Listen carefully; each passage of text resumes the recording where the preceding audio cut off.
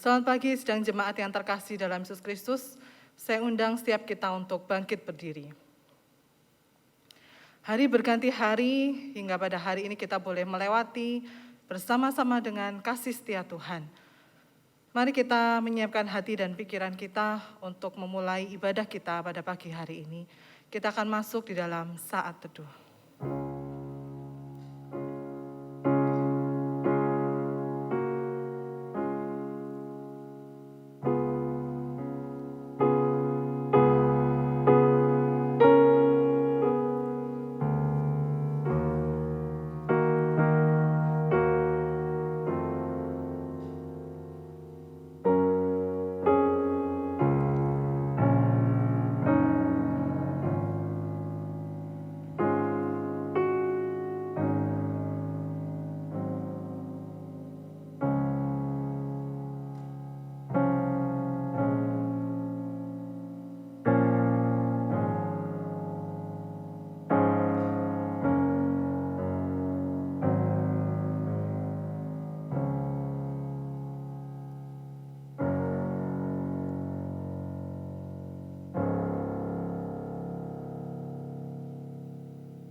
Jemaat yang dikasihi oleh Tuhan, mari kita mulai ibadah kita di pagi hari ini dengan sebuah kesadaran bahwa pertolongan kepada kita adalah di dalam nama Tuhan yang menciptakan langit dan bumi.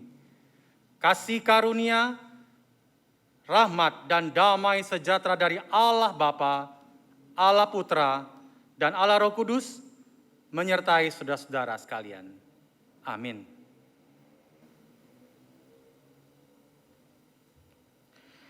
Pujilah Tuhan, hai jiwaku. Pujilah namanya yang kudus, hai segenap batinku. Pujilah Tuhan, hai jiwaku. Dan janganlah lupakan segala kebaikannya. Dialah yang mengampuni segala kesalahanmu, yang menyembuhkan segala penyakitmu. Dia yang menebus hidupmu dari lubang kubur, yang memahkotai engkau dengan kasih setia dan rahmat. Kepada Allah yang maha besar, maha mulia ini, kita menaikkan pengagungan kita hanya kepada Tuhan. Beri hormat padahu.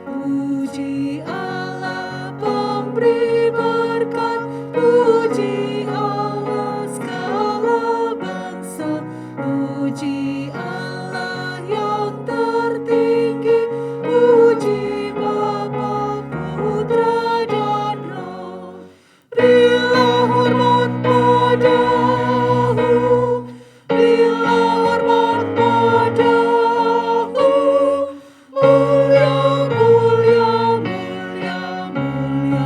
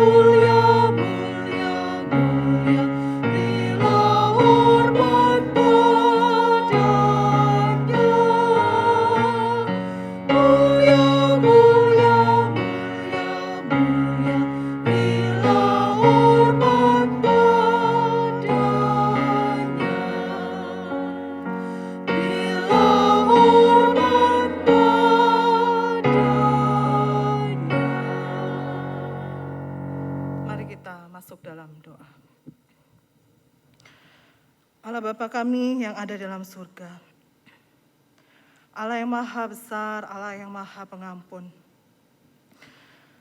Pada pagi hari ini Tuhan, kami kembali datang untuk boleh beribadah dan mengingat betapa besar kasih Tuhan untuk setiap kami. Yesus Tuhan, Juru Selamat kami. Pada saat ini kami mengucap syukur untuk segala kebaikan Tuhan. Tuhan boleh menjadi Juru Selamat kami, boleh menjadi penuntun dalam keluarga kami. Pada hari ini Tuhan, kami kembali mau datang ke hadirat Tuhan. Kiranya Tuhan yang boleh melayakkan setiap kami, selidiki hati dan pikiran kami. Seringkali kami mendukakan hati Tuhan. Seringkali kami hidup dengan sembrono, tidak berpegang kepada ketetapan Tuhan.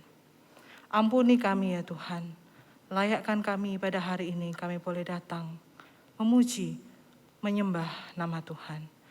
Kami mau menyerahkan sepanjang ibadah kami pada pagi hari ini. Juga ketika kami mau semeja perjamuan dengan Tuhan, kiranya Tuhan yang boleh menguduskan dan melayakkan setiap kami. Terima kasih ya Tuhan, kami serahkan kebaktian ini dari awal hingga akhirnya. Hanya di dalam nama Tuhan Yesus kami berdoa. Amin. Mari bersama-sama kita mendengarkan berita anugerah pada pagi hari ini, yang terambil dari Mazmur 103 ayat yang ke-8 hingga 12. Tuhan adalah penyayang dan pengasih, panjang sabar dan berlimpah kasih setia. Tidak selalu ia menuntut dan tidak untuk selama-lamanya ia mendendam. Tidak dilakukannya kepada kita setimpal dengan dosa kita, dan tidak dibalasnya kepada kita setimpal dengan kesalahan kita. Tetapi setinggi langit di atas bumi, demikianlah besarnya kasih setianya atas orang-orang yang takut akan Dia. Sejauh timur dari barat, demikianlah dijauhkannya dari kita, pelanggaran kita. Mari bersama-sama kita mengikrarkan pengakuan iman kita. Pengakuan iman rasuli. Aku percaya kepada Allah, Bapa yang Maha Kuasa, Khalik langit dan bumi, dan kepada Yesus Kristus, anaknya yang tunggal Tuhan kita, yang dikandung dari Roh Kudus, lahir dari anak darah Maria, yang menderita sengsara, di bawah pemerintahan Pontius Pilatus, disalibkan, mati dan dikuburkan, turun ke dalam kerajaan maut. Pada hari yang ketiga, bangkit pula dari antara orang mati, naik ke surga, duduk di sebelah kanan Allah, Bapa yang Maha Kuasa, dan dari sana ia akan datang untuk menghakimi orang yang hidup dan yang mati. Aku percaya kepada Roh Kudus, gereja yang kudus dan am, persekutuan orang kudus, pengampunan dosa, kebangkitan tubuh, dan hidup yang kekal. Amin. Jemaat dipersilahkan untuk duduk kembali. Bulan Mei di dalam gereja kita ditetapkan sebagai bulan keluarga. Secara khusus kita diingatkan peran kita di dalam keluarga. Terlebih lagi kita yang dipercaya untuk menjadi orang tua. Di tengah segala arus kehidupan yang menakutkan seperti ini, bagaimana kita boleh bertahan dalam iman kepada Kristus? Apakah kita secara pribadi sudah mengenal Allah kita dengan benar? Dan kita mengajak seluruh keluarga kita untuk mengenal Allah yang benar. Kita dapat menjadi keluarga yang berkenan di hadapan Tuhan hanya jika kita mengundang Tuhan menjadi kepala keluarga kita. Mari kita bersama-sama dengan penuh sukacita kita mengundang Tuhan supaya keluarga kita menjadi keluarga yang berkenan di hadapan Tuhan. Keluarga senang.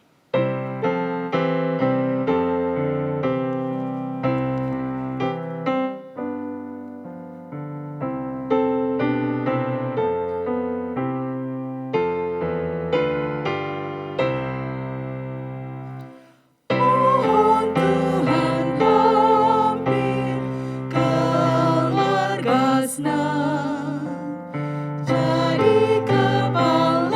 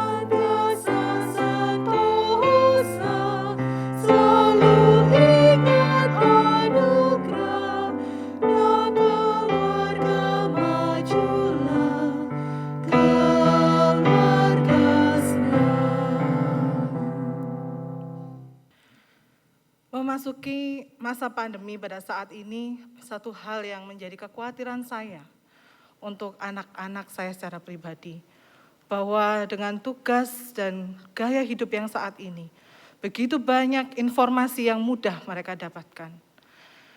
Mungkin itu juga yang menjadi kekhawatiran Bapak Ibu sekalian. Tetapi biarlah setiap kita boleh terus mendampingi mereka, boleh terus menularkan iman kita, iman percaya kita kepada Tuhan. Dan biarlah terlebih lagi kita boleh menjadi teladan bagi setiap mereka.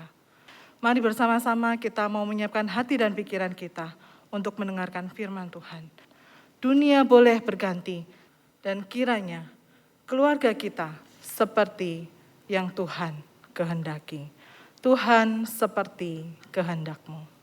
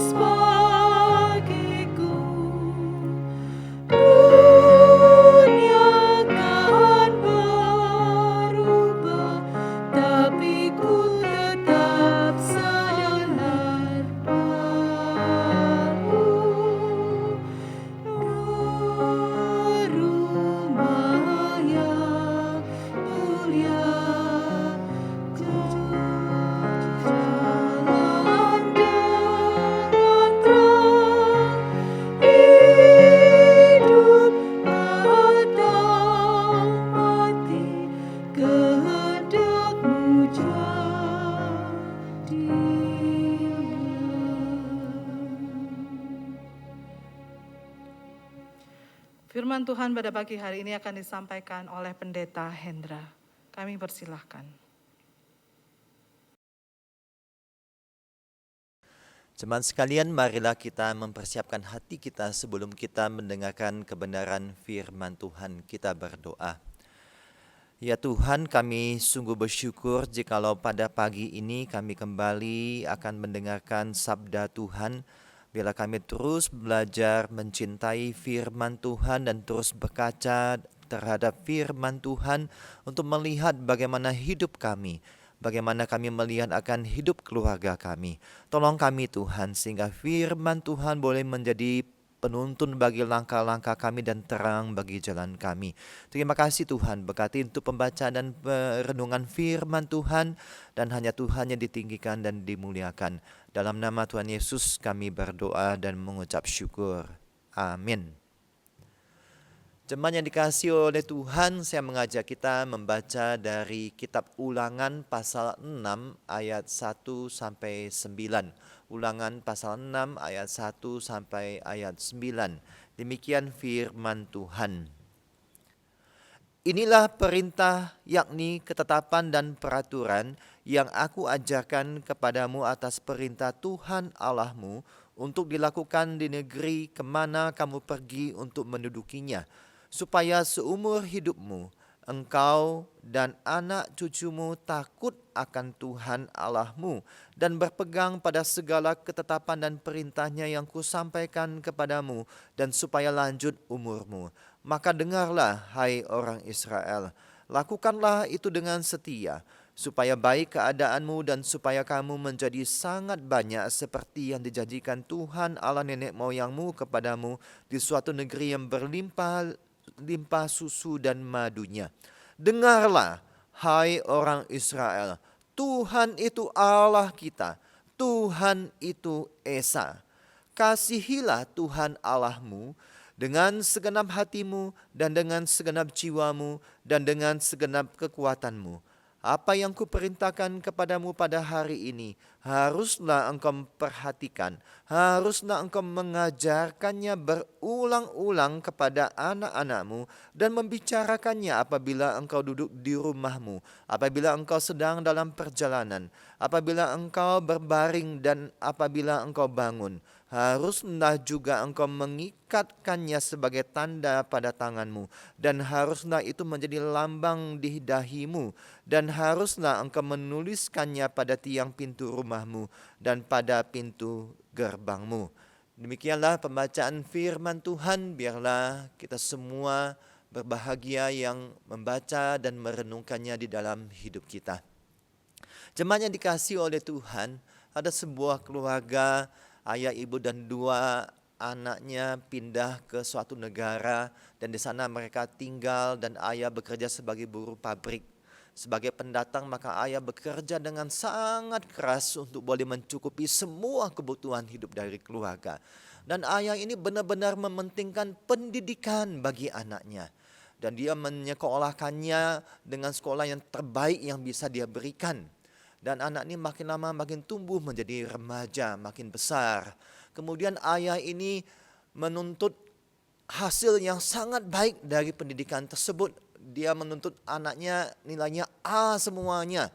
Karena dengan harapan, dengan satu planning nantinya bisa masuk ke sebuah universitas yang ternama di kota tersebut. Maka ayah dan ibu ini terus menekankan pentingnya mendapat nilai yang sangat baik tersebut.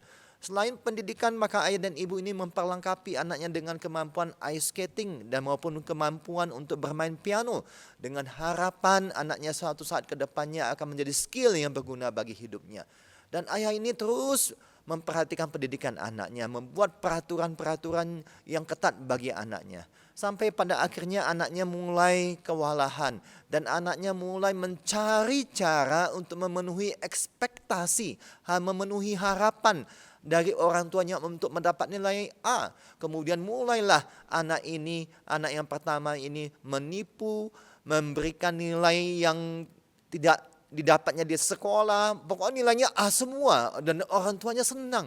Padahal itu hanya rekayasa dari anak tersebut. Bahkan sampai lulus SMA pun ijazahnya itu merupakan rekayasa. Anaknya mempunyai dalih berbagai macam hal sehingga akhirnya orang tua tidak perlu datang ke sekolah. Bahkan dia merekayasa memasuki sebuah universitas yang ada di kota tersebut. Dia rekayasa. Dan anak ini pun akhirnya pergi kuliah dan pulang. Dia pergi dan pulang sorenya seakan-akan kuliah, tetapi sebenarnya dia ke sebuah perpustakaan umum dan kemudian balik lagi dan sebagainya. Sampai akhirnya ayahnya mengetahuinya dan kemudian ayahnya dan ibunya menjadi memuncak kemarahan mereka karena merasa dibohongi, kemudian membuat larangan lain yang lebih ketat lagi, menarik handphone dia, tidak boleh pakai handphone dan sebagainya. Sampai pada akhirnya suatu hari ayah dan ibu ini, keluarga ini mengalami peristiwa perampokan di rumahnya. Ketika perampokan itu terjadi, ada 3 orang kemudian datang merampok, membunuh ibunya dan ayahnya itu sekarat. Puji Tuhan ayahnya bisa selamat. Tetapi kemudian polisi menginvestigasi peristiwa perampokan tersebut. Dan ternyata pelakunya adalah anaknya. Anaknya bersama pacarnya yang mereka tidak sukai atau restui hubungannya. Ayahnya kemudian sampai bertanya-tanya dalam hatinya mengapa anaknya begitu tega untuk melakukan hal tersebut pada orang tuanya. Nah, Bapak Ibu Saudara sekalian, mungkin Bapak Ibu pernah mendengar kisah ini, tetapi saya ingin menceritakan sekali lagi kisah ini untuk mengingatkan kepada kita semua para orang tua. Pendidikan memang penting Bapak Ibu sekalian, tetapi bukan satu-satunya harus kita fokuskan seluruh perhatian kita. Pembekalan ekskul, les piano, les menggambar, les bahasa Inggris atau Mandarin itu memang penting Bapak Ibu sekalian. Tetapi bukan satu-satunya yang penting dimiliki oleh anak tersebut. Mencukupi segala kebutuhan anak itu memang penting Bapak Ibu sekalian. Tetapi kita belajar pada hari ini bahwa ada sesuatu yang jauh lebih penting yang terutama harus kita perlengkapi anak kita ini, harus kita ajarkan anak ini, harus kita pastikan ada pada diri anak kita dari kecil sesuai dengan firman Tuhan yang kita baca pada pagi hari ini.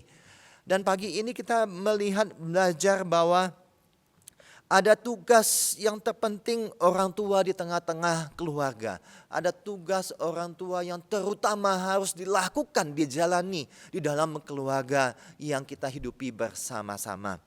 Bapak Ibu Saudara sekalian, yang kita lihat dari Ulangan pasal 6 ayat 1 sampai 9 ini kita belajar bahwa yang pertama yaitu tugas yang terpenting tersebut adalah memastikan kita orang tua dan anak mengenal Allah yang benar. Memastikan orang tua dan anak mengenal Allah yang benar. Itu tugas kita yang terutama. Bapak Ibu Saudara sekalian, sejarah perkabaran Injil di salah satu suku asli di Papua menceritakan bahwa seorang misionaris menemukan sebuah suku yang hidup di tepi sungai, dan ketika hujan lebat dan sungai itu meluap, maka misionaris ini menemukan kepala suku itu akan memerintahkan mengambil seorang anak kecil kemudian dilempar ke dalam sungai tersebut. Kenapa bisa demikian? Karena suku ini memandang bahwa di sungai itu ada penunggu sungai, dan penunggu sungai itu menjadi marah. Kemudian kepala suku itu kemudian dari sejarahnya mereka mempersembahkan hasil buah-buahan tetapi tidak mempan juga. Mempersembahkan ternak tetapi juga tidak mempan. Dan suatu kali entah bagaimana ada ide yang mengatakan kepada kepala suku itu supaya melemparkan seorang anak kecil.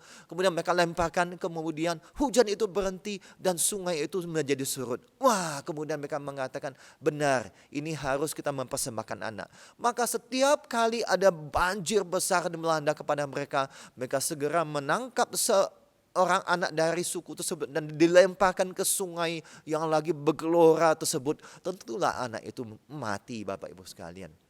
Dan kemudian bagaimana misionaris itu kemudian mengedukasi, menceritakan kepada mereka bahwa bukan penyebabnya karena ada penunggu sungai yang kemudian menjadi marah dan meminta korban demikian.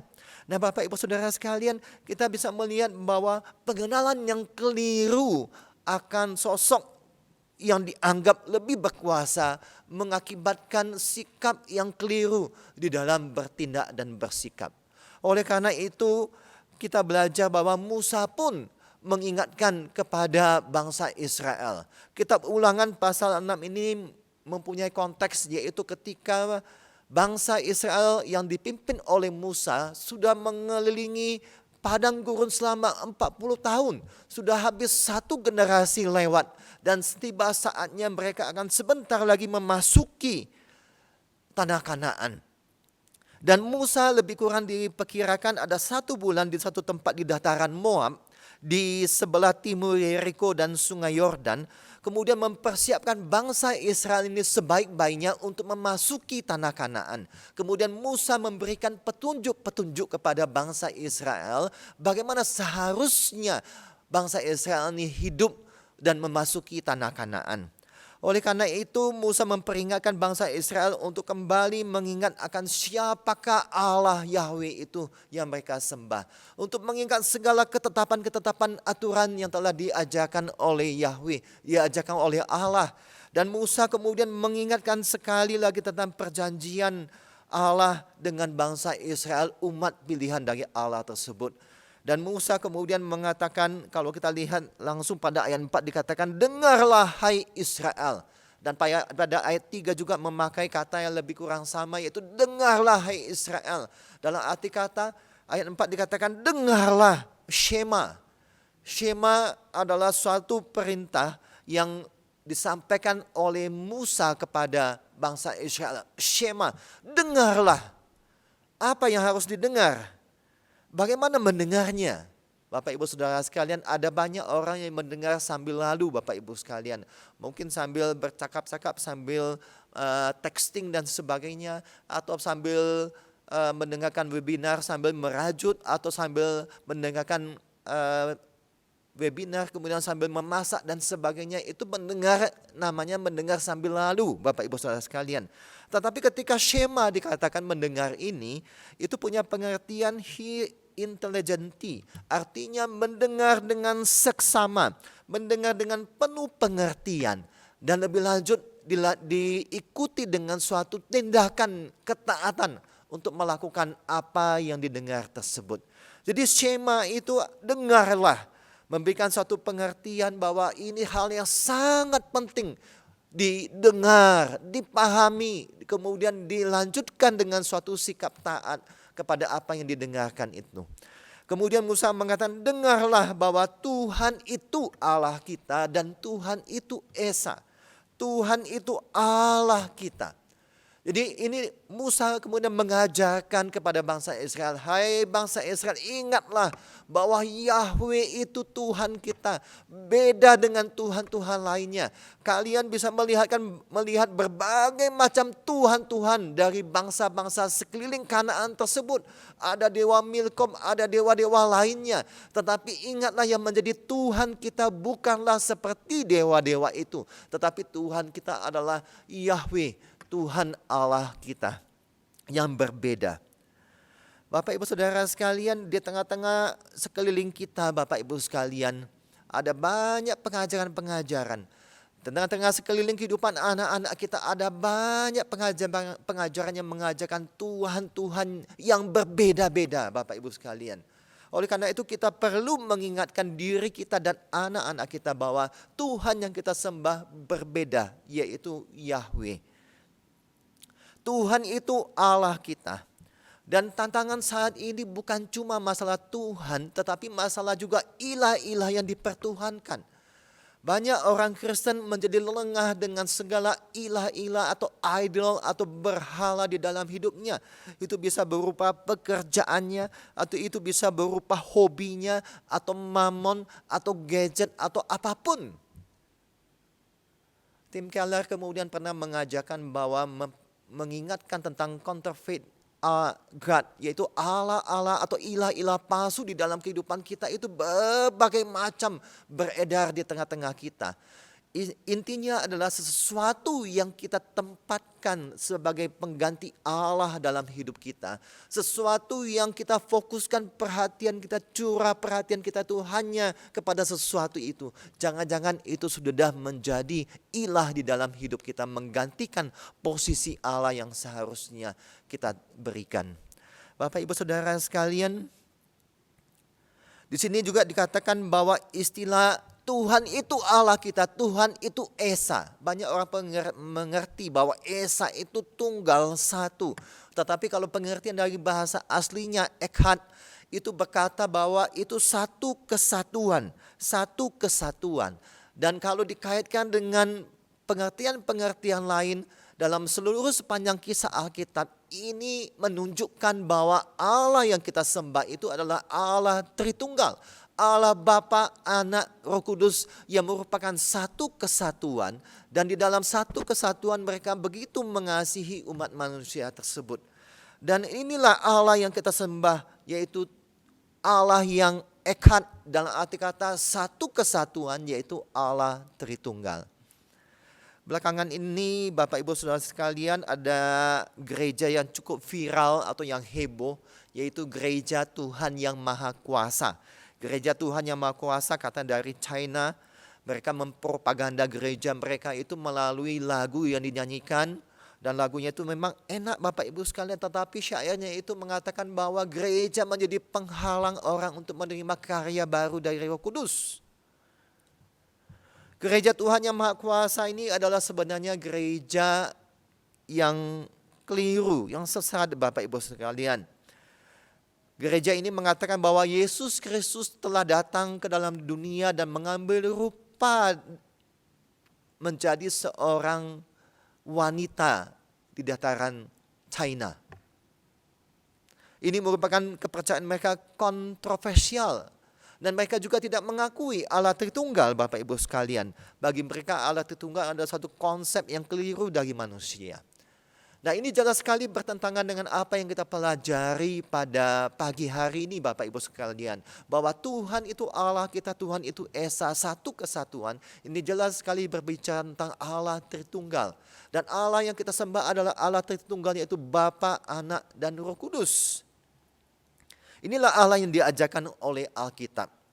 Dan kalau kita bisa melihat Bapak Ibu sekalian, Yesus pun ketika hidup di dalam dunia dan memberikan pengajaran, di akhir hidup Yesus ketika Yesus akan naik ke surga mengatakan, pergilah, jadikanlah semua bangsa muridku dan baptislah mereka dalam nama Bapa, Anak, dan Roh Kudus.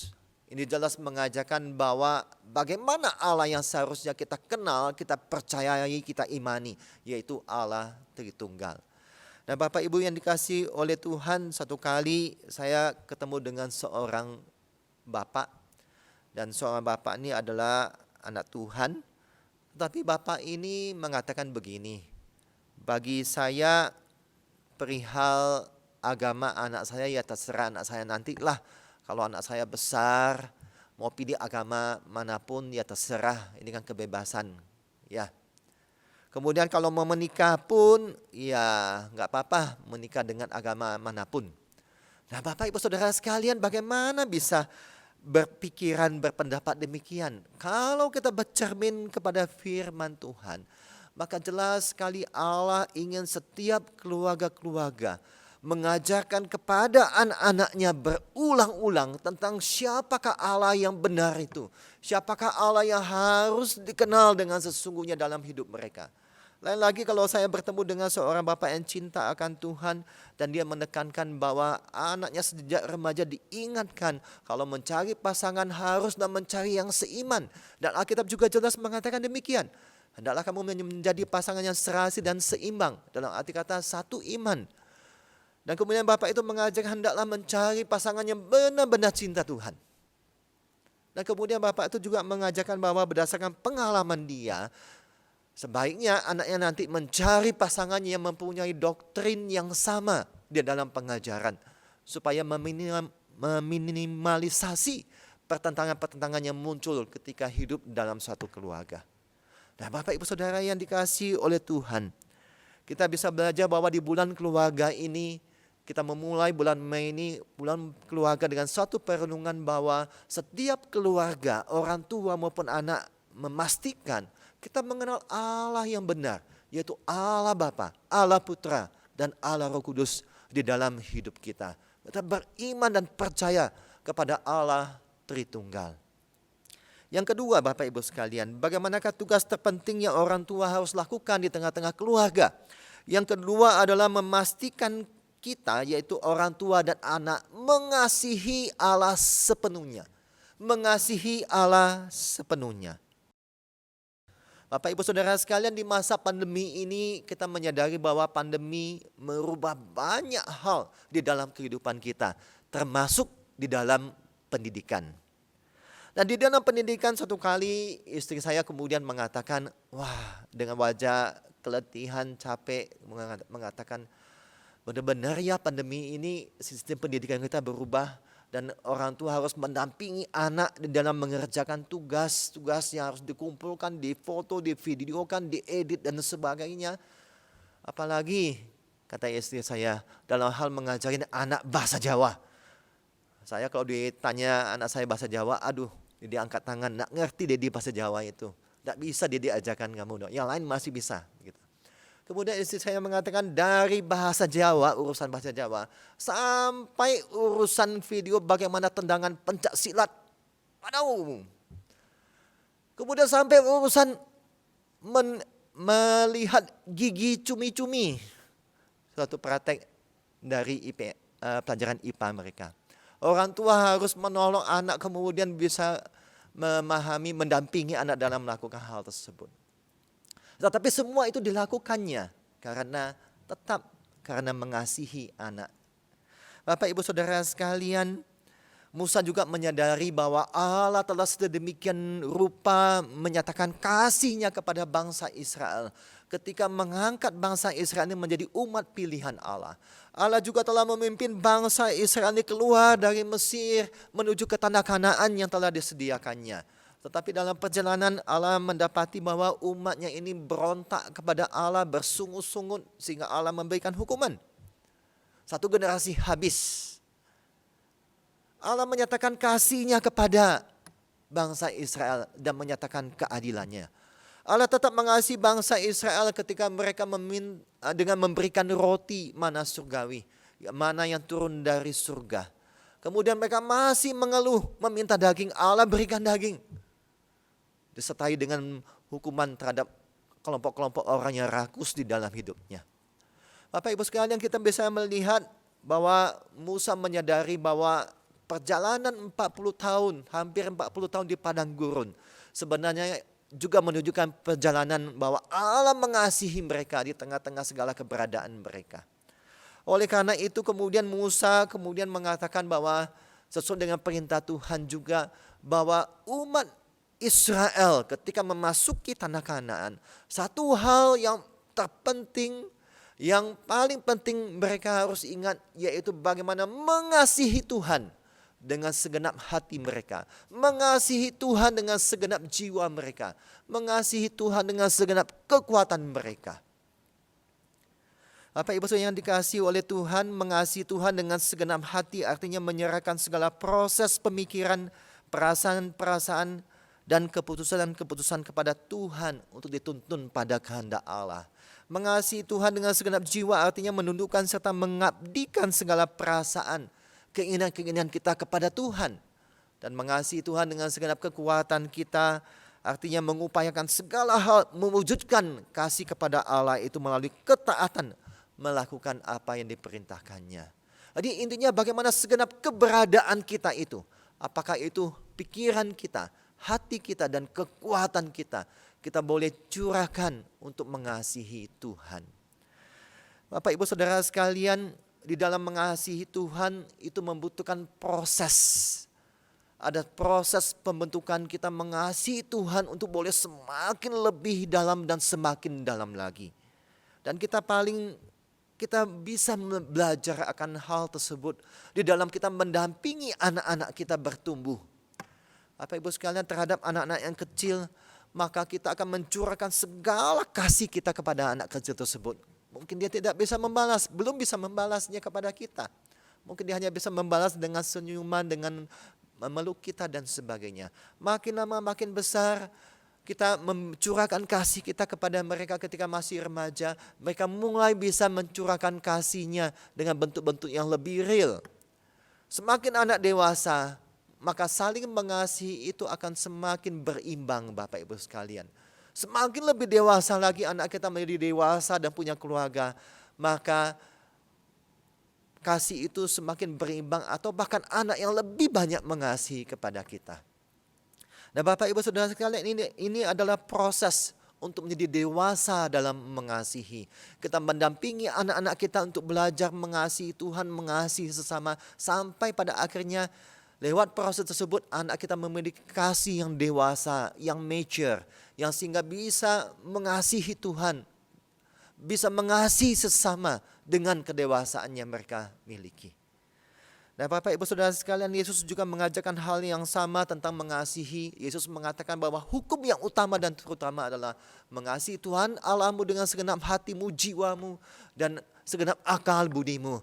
Di dalam Markus kemudian menambahkan dengan segenap kekuatanmu. Dan Tuhan melanjutkan prakteknya, yang hukum yang kedua yang tidak bisa dipisahkan, yaitu mengasihi sesama seperti dirimu sendiri. Nah Bapak Ibu Saudara sekalian, kalau kita belajar dari Rasul kasih, yaitu Rasul Yohanes. Yohanes telah mengikuti Tuhan sekian lama. Yohanes telah menjadi murid Tuhan, melihat bagaimana Tuhan menyatakan kasih-Nya kepada para murid, menyatakan kasih kepada para manusia.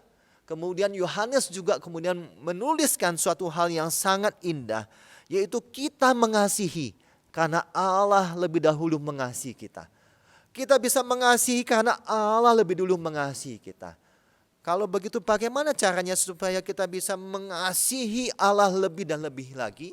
Yaitu kita mengingat betapa besar kasih pengorbanan Allah itu bagi kita. Maka kita akan bisa terus belajar untuk mengasihi Allah di tengah-tengah segala situasi yang ada. Kita bisa lebih terus belajar mengasihi sesama di tengah-tengah situasi yang mungkin tidak mendukung untuk melakukan hal tersebut. Karena kita memandang kepada kasih Allah yang Allah telah nyatakan di dalam diri kita. Bapak Ibu yang dikasihi oleh Tuhan, satu kali ada seorang aktivis gereja, dia setia pelayanan di gereja sebagai wujud dia mengasihi Tuhan. Tetapi kemudian dia mengatakan begini, "Sudahlah Pak, saya tidak mau lagi melayani di gereja. Ternyata pelayanan di gereja itu hanya mendatangkan kepada saya itu rasa sakit hati, kepahitan, jengkel, disalah mengerti, difitnah dan sebagainya. Lebih baik saya tidak melayani lagi." Atau ada yang mungkin jauh lebih ekstrim lagi, kemudian memutuskan meninggalkan gereja itu dan mencari gereja di mana tidak ada persoalan dan dia bisa melayani dengan lebih nyaman. Percayalah Bapak Ibu sekalian, tidak ada gereja yang seperti itu. Di mana-mana yang namanya gereja dalam situasi pelayanan, pasti ada hal-hal yang demikian. Tetapi bukankah ini situasi yang terjadi yang Tuhan izinkan untuk kemudian memurnikan kita? Seberapa jauh kita mengasihi Tuhan? Bagaimana kasih kita kepada Tuhan yang kita nyatakan melalui bentuk pelayanan kita? Atau memurnikan motivasi kita melayani? Sebenarnya kita melayani ini untuk siapa? Apakah untuk mencari kebanggaan kita? Apa untuk mencari harga diri kita? Atau untuk mencari kenyamanan kita? Apa motivasi kita melayani sesungguhnya? Apakah murni karena mengingat cinta Tuhan kepada kita? Bapak Ibu Saudara sekalian, Rasul Paulus sangat mengerti sekali dengan pergumulan para aktivis jemaat yang telah didirikannya. Bagaimana seringkali di dalam 1 Korintus perbedaan antara para leader, para pemimpin. Di Filipi juga begitu, diaken yang ribut. Makanya Rasul Paulus kemudian mengatakan, hendaklah kamu sehati sepikir di dalam Kristus. Tetap mengacu kepada Kristus. Kalau mengacu kepada Kristus, maka semua pelayanan Tuhan bisa berjalan sehati sepikir. Tapi kalau mengacu kepada perasaan-perasaan masing-masing, mengacu kepada harga diri masing-masing, maka sulit untuk bisa berjalan bersama-sama. Bapak Ibu Saudara sekalian, tugas terpenting orang tua adalah memastikan diri kita, memastikan anak-anak kita untuk mengasihi Allah sepenuhnya di dalam hidup kita. Bapak Ibu yang dikasihi oleh Tuhan, jika demikian kita bisa melihat tugas terpenting keluarga saat ini. Pertanyaannya, bagaimana kita menjalankan tugasnya itu? Bagaimana caranya? Maka kemudian Musa mengatakan, haruslah engkau mengajarkannya itu berulang-ulang pada ayat 7. Berulang-ulang kepada anak-anakmu. Membicarakannya apabila engkau duduk di rumah, apabila engkau dalam perjalanan, apabila engkau berbaring, apabila engkau bangun. Dalam arti kata, dalam segala kegiatan di rumah ataupun apapun yang kamu lakukan, bicarakanlah kedua hal tersebut secara berulang-ulang. Berulang-ulang menunjukkan suatu intensional yang terus-menerus. Jangan pernah menyerah untuk mengajarkan Tuhan yang benar kepada anak kita. Jangan pernah menyerah untuk mengajarkan bahwa kita harus mengasihi Tuhan dengan sepenuhnya. Jangan pernah menyerah. Tetapi ajarkanlah. Lihatlah kesempatan-kesempatan yang ada untuk kemudian berbicara tentang iman kepada anak kita. Kemudian kalau pada ayat 8 dikatakan, haruslah juga engkau mengikatkannya sebagai tanda pada tanganmu. Dan haruslah itu menjadi lambang di dahimu. Dan haruslah engkau menuliskannya pada tiang pintu rumahmu dan pada pintu gerbangmu. Dalam arti kata, ini berbicara tentang situasi di rumah, kondisi di rumah kita itu juga harus dilakukan pengajaran-pengajaran tersebut. Mungkin kita menempelkan hiasan dinding yang berbicara tentang Kristus kepala rumah tangga. Atau berbicara tentang kasih di dalam rumah tangga dan sebagainya. Kalau orang Yahudi mewujudkan apa yang diperintahkannya itu dengan mengikatkan di lengannya ini. Dan menaruh di kepalanya itu. Tentang Shema. Dengarlah hai Israel, Tuhan itu Allah kita dan Tuhan itu Esa. Nah Bapak Ibu Saudara sekalian, dalam arti kata setiap ada kesempatan Bapak Ibu sekalian, bicarakanlah tentang iman kepada anak kita.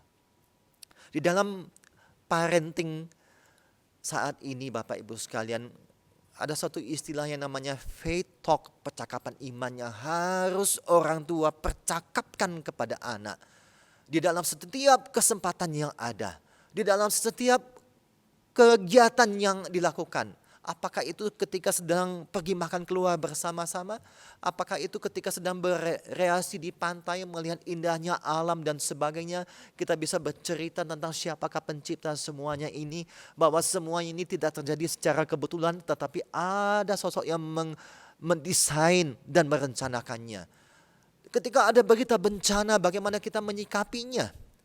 Bagaimana kita mengatakan bahwa bencana adalah salah satu efek dari bumi telah dikutuk oleh Allah karena manusia telah jatuh ke dalam dunia. Dan bagaimana Allah mengizinkan bencana tersebut untuk membawa manusia kembali memandang kepada Allah.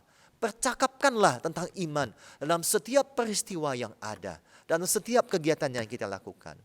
Bapak Ibu sekalian, di dalam keluarga kami terus mencoba mengadakan family altar, yaitu satu keluarga bersama-sama berkumpul mengajarkan tentang iman kepada anak-anak, dan kami memakai bahannya katekismus Westminster yang telah di breakdown untuk anak-anak, panduan pada orang tua untuk anak-anak, supaya anak-anak bisa mempunyai fondasi iman yang kokoh di dalam hidupnya.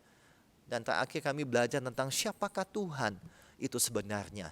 Dan itu berbicara tentang Allah Tritunggal yang mengasihi dan menyelamatkan manusia melalui karya Yesus Kristus. Gunakanlah setiap kesempatan untuk bisa melakukan percakapan iman kepada anak kita.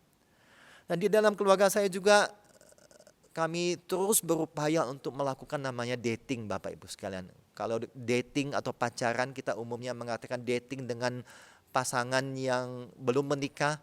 Tetapi sebenarnya dating itu juga bisa berlaku pada suami istri yang telah menikah. Berdua aja pergilah keluar berbicara banyak hal, berbicara tentang iman.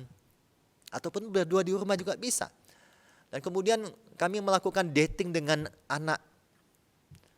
Dalam kompak, komunitas pemulihan keluarga juga diajarkan dating.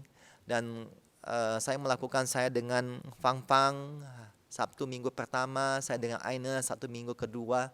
Dan kami keluar berdua aja. Di luar umpamanya makan es krim satu aja. Kemudian sambil makan, kemudian berbicara banyak hal, berbicara tentang ketaatan, berbicara tentang bagaimana bersikap, mengacu kepada iman Kristen, itu terus bisa digunakan.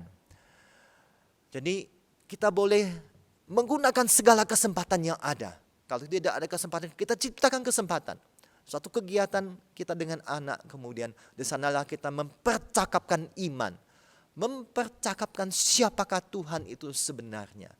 Dan mempercakapkan bagaimana kita sebagai anak-anak Tuhan mengasihi Allah sepenuhnya. Kiranya ini boleh kita tanamkan kepada setiap anak-anak kita, baik yang sudah kecil maupun remaja, maupun masih pemuda, maupun sudah berkeluarga Bapak Ibu sekalian. Para oma-oma dan opa, ajak bertemu anak-anak, ceritakan kisah bagaimana Tuhan yang begitu mengasihi oma dan opa. Ceritakan bagaimana pengalaman-pengalaman berjalan bersama Tuhan.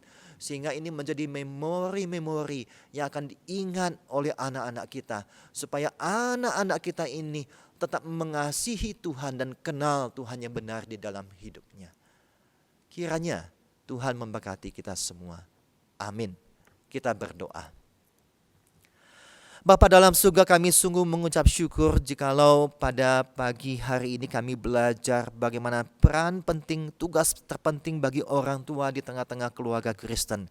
Dan biarlah kami sekali lagi belajar dengan sungguh-sungguh untuk mengenal siapakah Allah Tritunggal di dalam hidup kami. Dan bagaimana kami merespon dengan mengasihi Allah dengan sepenuhnya. Tolong kami Tuhan di dalam kami menumbuh besarkan anak-anak kami agar mereka memiliki iman yang sungguh-sungguh kepada Tuhan, mengenal Allah yang benar dan tahu bahwa ada Kristus yang telah mati bagi mereka. Ada Kristus yang telah menebus dosa-dosa mereka yang juga akan kami peringati pada perjamuan kudus pada pagi hari ini. Tolong kami ya Tuhan untuk mengajarkan kepada anak-anak kami bagaimana pentingnya mereka mengasihi Allah dengan sungguh-sungguh di dalam hidup mereka. Mengasihi Allah yang tidak kelihatan tetapi yang telah menyatakan kasih yang nyata lewat sejarah di dalam hidup manusia. Dan biarlah anak-anak juga mengalami perjumpaan secara pribadi dengan Yesus Kristus. Mengimani bahwa Yesus adalah Tuhan dan Juru Selamat mereka. Dan bagaimana mereka juga menyadari peran Roh Kudus di dalam kehidupan mereka setiap hari. Untuk mengingatkan apa yang telah mereka pelajari. Untuk mengingatkan apa yang telah mereka imani dari sekolah minggu sampai saat ini. Terima kasih Tuhan. Kami serahkan para keluarga yang berjuang terus tiap hari. Untuk mengajarkan iman kepada anak-anak mereka. Terima kasih Tuhan, terima kasih. Terpujilah nama-Mu Tuhan. Dalam nama Tuhan Yesus kami berdoa dan mengucap syukur. Amin.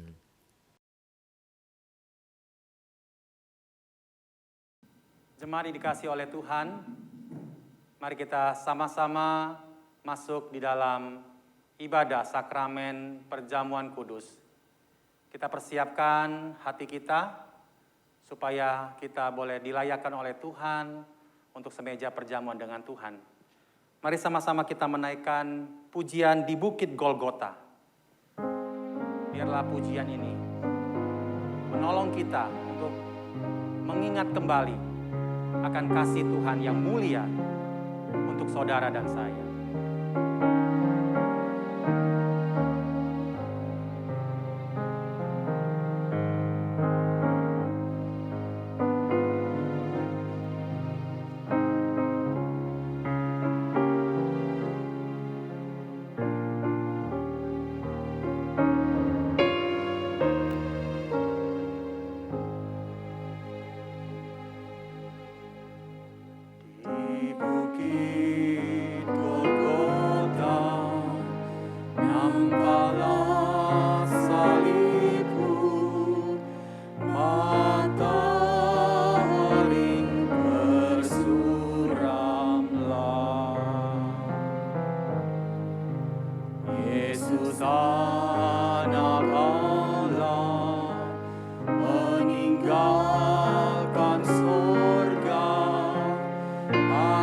Bagiku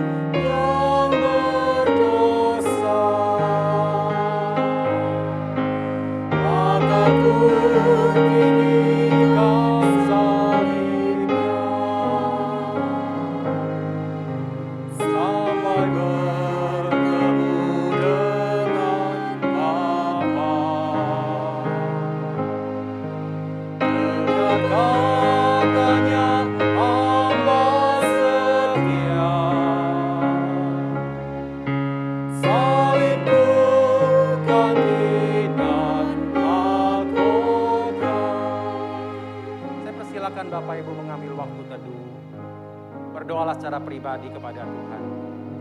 Mohon pengampunan Tuhan untuk melayakkan setiap kita.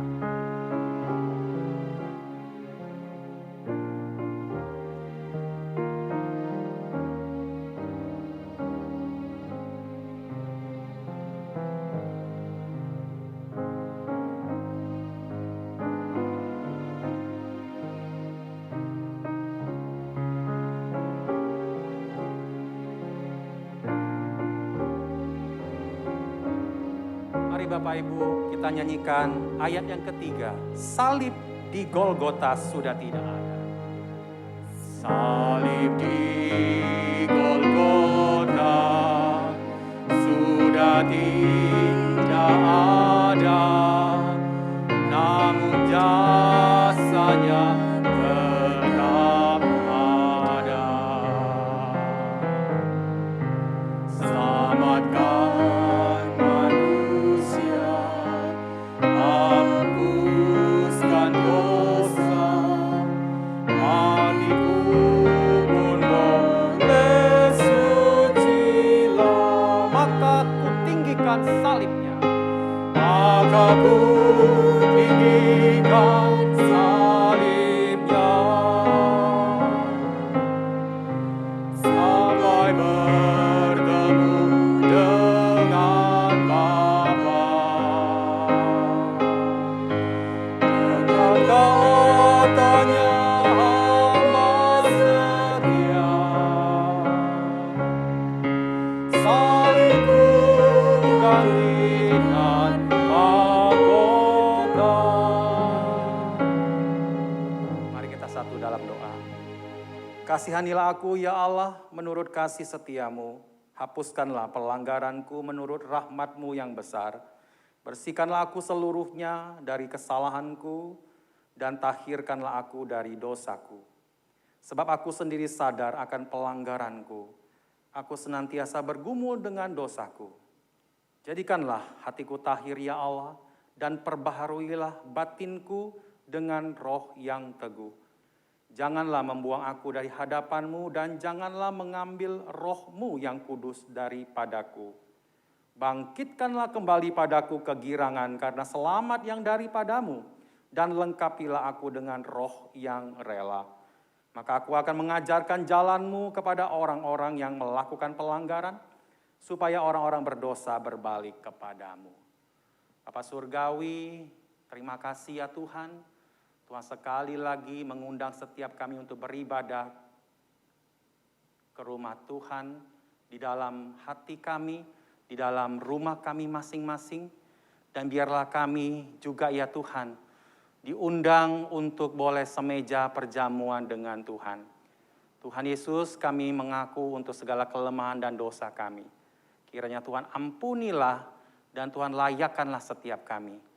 Pimpinlah ibadah sakramen perjamuan kudus ini ya Tuhan, supaya kami semua boleh merasakan kuat kuasa daripada Tuhan. Terpujilah nama Tuhan, ini doa dan permohonan kami. Demi Yesus Kristus, kami sudah berdoa. Amin. Bapak Ibu yang dikasihi oleh Tuhan, perjamuan kudus Tuhan diberikan kepada setiap kita yang sudah mendapatkan CD ataupun baptis dewasa, baik di gereja Kristen Kalam Kudus ataupun di gereja yang lain. Dan bagi Bapak Ibu yang belum dibaptis dan di CD dewasa, Bapak Ibu harus mengikuti katekisasi selama beberapa waktu, kemudian Bapak Ibu akan dibaptis dan di CD. Dan barulah Bapak Ibu bisa bersama-sama mengikuti sakramen perjamuan kudus. Sakramen perjamuan kudus, silakan Bapak Ibu yang berada di rumah masing-masing, yang dewasa boleh mempersiapkan roti, cawan, dan saya akan membacakan dari sini, supaya kita sama-sama bisa melayani dan membagikan roti dan cawan, dan setelah kita berdoa, barulah kita akan bersama-sama menikmati roti dan cawan anggur. Perintah perjamuan kudus Tuhan.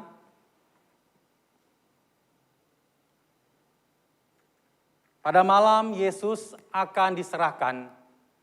Ia berkata kepada murid-muridnya di dalam sebuah perjamuan, dia mengambil roti dan dia mengucap syukur dan dia memecah-mecahkannya dan berkata, inilah tubuhku yang diserahkan bagi kamu.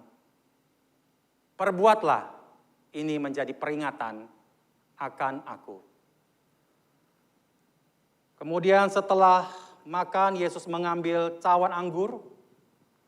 Dan Yesus berkata, inilah darahku, darah perjanjian baru yang ditumpahkan atas kamu. Minumlah dan ingatlah akan aku. Sebab setiap kali kamu makan dari roti dan minum dari cawan ini, kamu memberitakan kematian Tuhan sampai Ia datang. Mari Bapak Ibu, kita yang dewasa boleh mengambil roti dan membagikan kepada anggota keluarga kita. Setelah semuanya mendapatkan roti, kita akan berdoa bersama-sama dan kita akan menikmati bersama-sama. Mari kita berdoa. Bapa Surgawi, di tangan kanan kami ada roti perlambang tubuh Kristus yang sudah terpecah, yang sudah terkoyak di atas kayu salib. Kami tahu ya Tuhan, Engkau adalah Allah menjadi korban penebusan yang sejati. Anak domba Allah yang dikorbankan untuk menghapus dosa kami manusia. Dan di dalam hidup kami ya Tuhan ada bait Allah yang kudus. Dan biarlah ketika kami makan roti ini, kami sekali lagi mengingat bahwa hidup kami bukan milik kami. Dan hidup kami hanya bagi Kristus, demi kemuliaan Kristus. Terima kasih Bapa di surga, ini doa kami, demi nama Yesus kami berdoa. Amin. Mari sama-sama kita menikmati roti ini. Yesus berkata, inilah tubuhku yang diserahkan bagi kamu. Perbuatlah ini menjadi peringatan akan aku. Mari kita nikmati bersama-sama.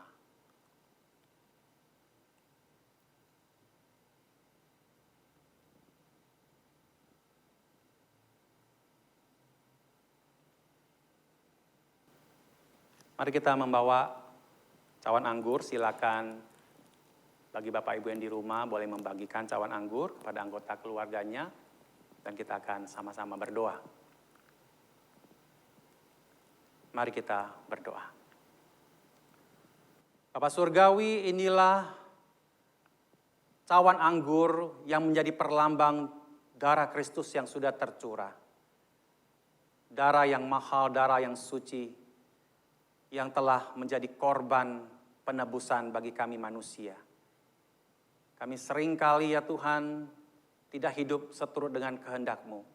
Dan biarlah sekali lagi ya Tuhan, cawan anggur ini mengingatkan kami, supaya hidup kami adalah hidup bagi Kristus.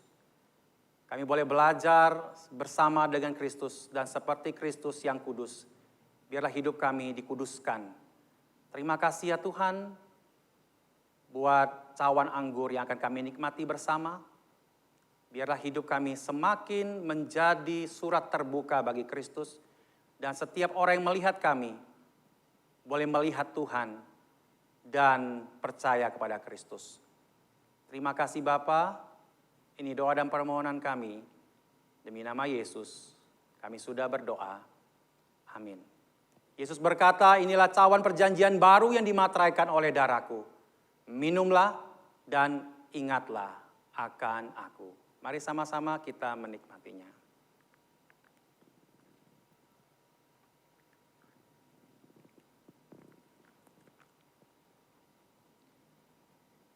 Mari kita sekali lagi berdoa. Bapa Surgawi, terima kasih ya Tuhan, Engkau sudah melayani setiap kami. Kami boleh sekali lagi semeja perjamuan dengan Tuhan, menikmati roti dan cawan anggur yang telah kami sama-sama nikmati bersama dengan anggota keluarga di tempat kami masing-masing. Terima kasih ya Tuhan, kiranya hidup kami semakin meneladani Kristus, Kami boleh belajar mencari kehendak dan rencana Tuhan. Dan biarlah hidup kami sungguh ya Tuhan, menjadi persembahan yang harum, yang berkenan kepada Tuhan. Terpujilah nama Tuhan. Ini doa kami, demi Yesus Kristus kami sudah berdoa. Amin. Bapa, terima kasih.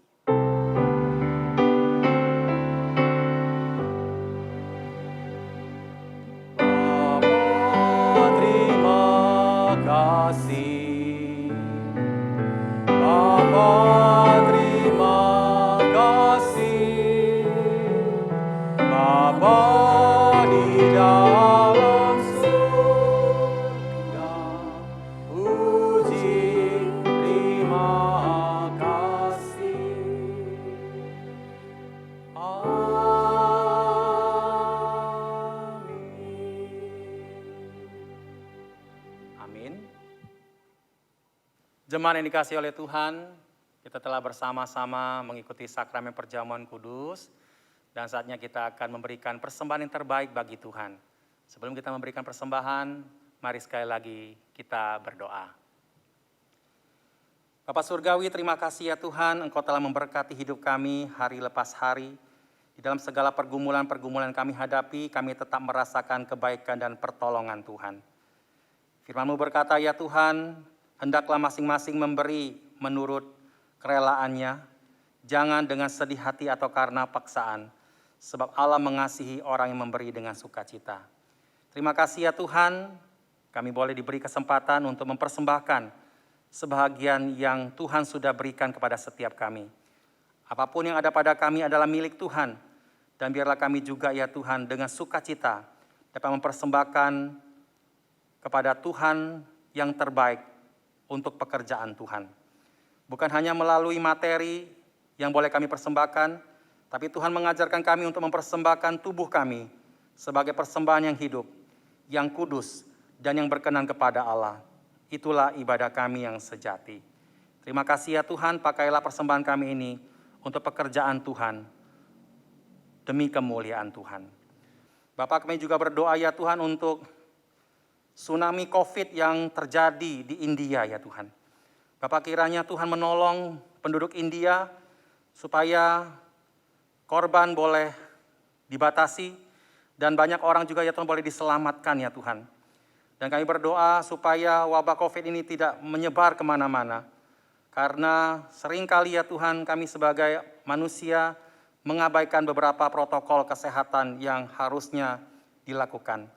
Mohon Tuhan lindungi bangsa kami Indonesia, dan Tuhan juga tolong ya Tuhan, pemerintah telah melakukan vaksin COVID ke beberapa daerah ataupun kota, provinsi, supaya boleh berjalan dengan baik.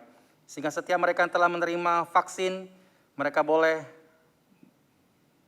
dapat tidak tertular oleh COVID ini ya Tuhan. Kami berdoa ya Tuhan bagi mereka yang belum mendapatkan vaksin, Tuhan yang terus jaga dan lindungi setiap kami ya Bapak.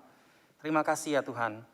Kami mau berdoa juga buat gereja kami berdoa untuk pergumulan gereja dalam mempersiapkan daripada ibadah on-site ya Tuhan. Kiranya Tuhan menolong dan Tuhan memberikan kesabaran kepada setiap jemaat, supaya kami semua boleh sama-sama mempersiapkan diri dan sama-sama mendukung di dalam doa.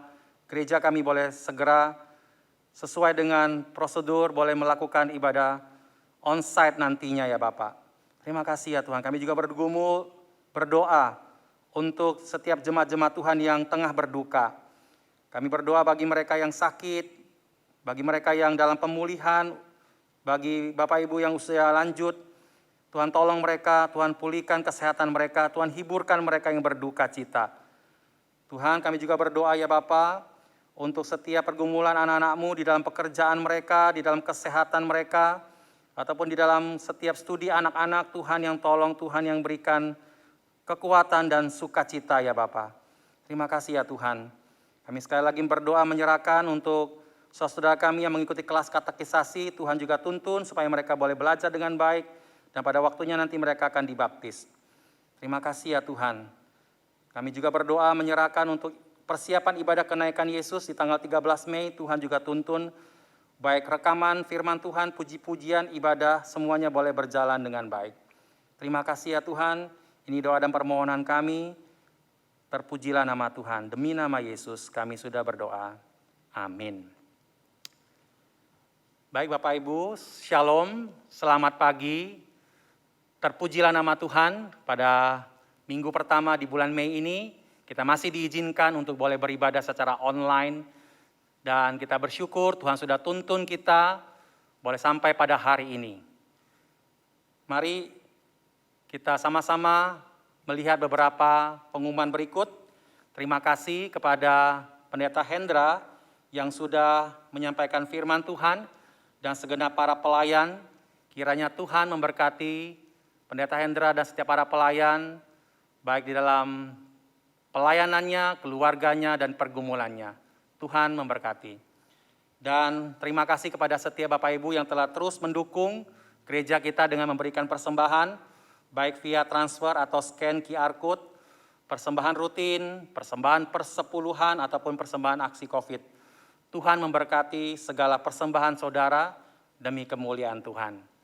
Dan saatnya kita akan melihat beberapa warta tayang berikut ini. Shalom jemaat sekalian. Segenap rohaniwan, majelis, dan jemaat mengucapkan terima kasih atas partisipasi jemaat yang telah mengikuti donor darah pada tanggal 25 April 2021. Berikut adalah nama-nama peserta donor darah.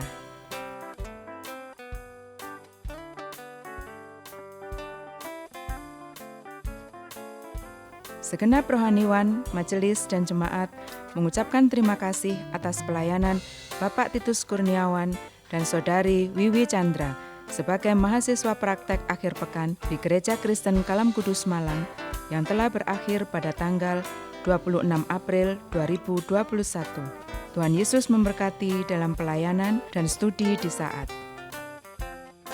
Kebaktian doa streaming Selasa 4 Mei 2021 akan dilayani oleh Pendeta Martin Chen.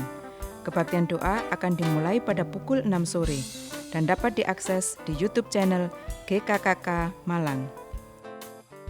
Ibadah streaming minggu depan tanggal 9 Mei 2021 akan dilayani oleh Pendeta Mary C. Ibadah streaming dapat diakses di YouTube channel GKKK Malang dan ibadah umum yang pertama ditayangkan di Malang TV pada pukul 6 pagi dan disiarkan di Radio RRI frekuensi 91,5 FM pada pukul 8 pagi. Mohon dukungan doa bagi pelayanan di gereja kita. Selamat hari Minggu, Tuhan Yesus memberkati. Jemaat dikasihi Tuhan, kita tahu bahwa pandemi COVID-19 belum berakhir.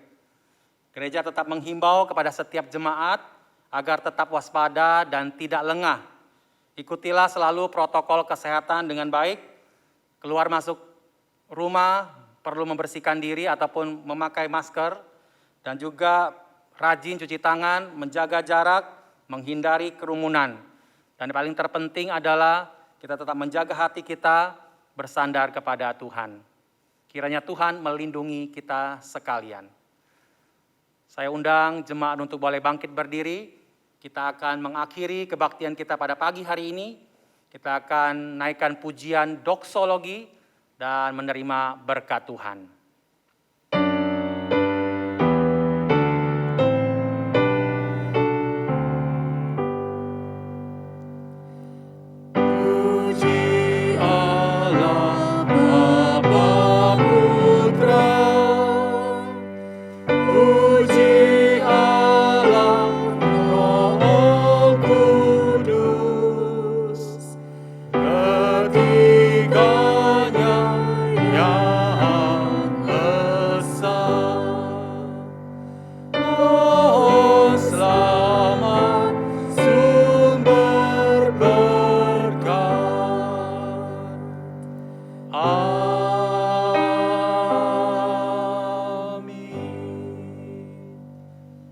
Jemaat yang dikasihi Tuhan, arahkanlah hati dan pikiranmu dan terimalah berkat dari Tuhan. Kiranya kasih sayang Allah Bapa yang melampaui segala akal, anugerah, keselamatan dari Tuhan kita Yesus Kristus, penghiburan, kuat kuasa, dan damai sejahtera dari Allah Roh Kudus, turun ke atas kita sekalian, mulai pagi ini, bahkan sampai selama-lamanya. Amin.